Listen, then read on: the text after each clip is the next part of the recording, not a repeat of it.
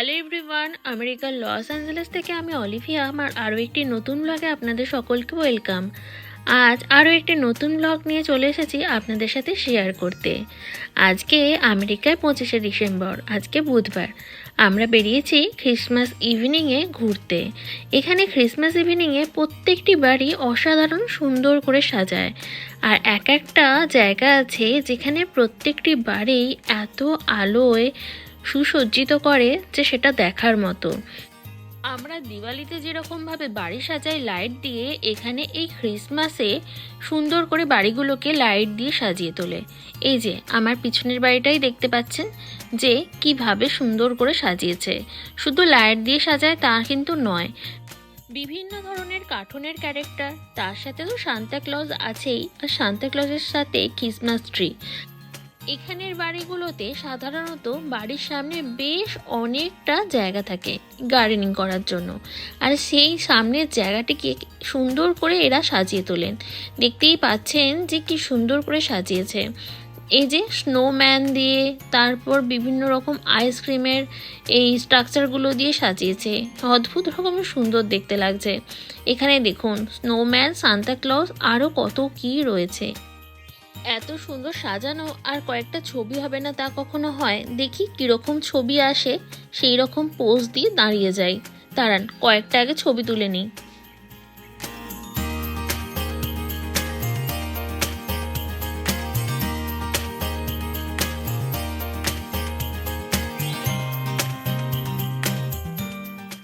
ওখানে তো ছবি তুললাম, আর এখানে দাঁড়ান, আর একটা বাড়ি কি সুন্দরভাবে সাজিয়েছে দেখুন। ওই যে ওই বাড়িটা যে দেখা যাচ্ছে ওটাই। এত লাইট লাগিয়েছে, একটা জায়গাও বাকি রাখেনি। এই তো আমি বোনের সাথে ছিলাম। আজ বেশ ভালোই ঠান্ডা আছে, আর এত লাইট দেখতে বেশ ভালোই মানুষের ভিড়ও হয়েছে। সচরাচর তো এখানে এত লোক দেখা যায় না এই কয়েকটা অনুষ্ঠান ছাড়া।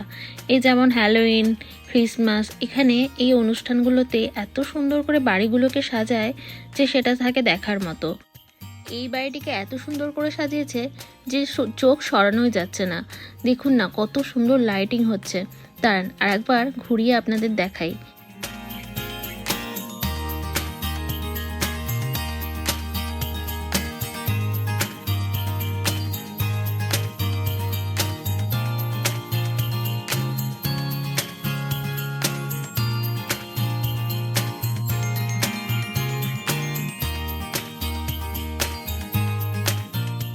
এটা দারুণ সাজিয়েছে।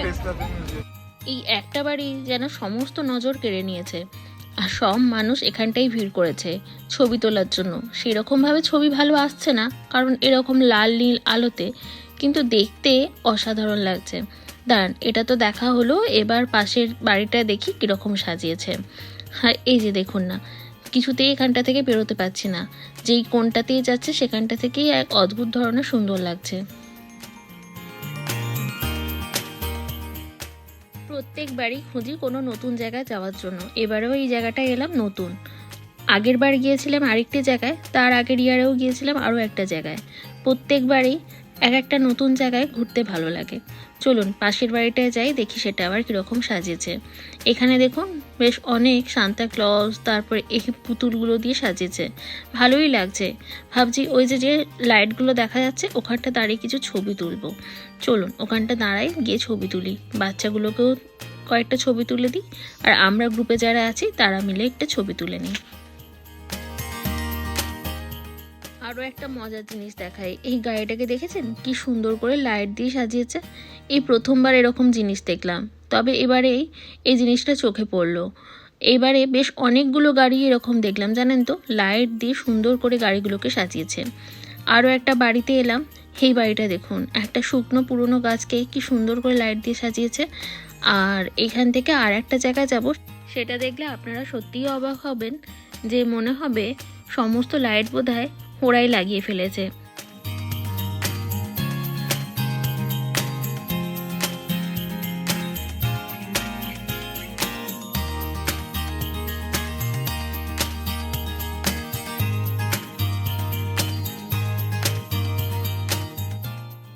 যে বাড়িটার কথা বলছিলাম ওটাই সেটা। ওটা বাড়ি কিনা হোটেল সেটা জানি না, তবে এত লাইট দিয়ে সাজিয়েছে একটা জায়গাও খুঁজে পাওয়া যাচ্ছে না। আমার তো বাড়ি মনে হচ্ছে। এবার আপনারাই দেখে বলুন কিরকম সাজিয়েছে।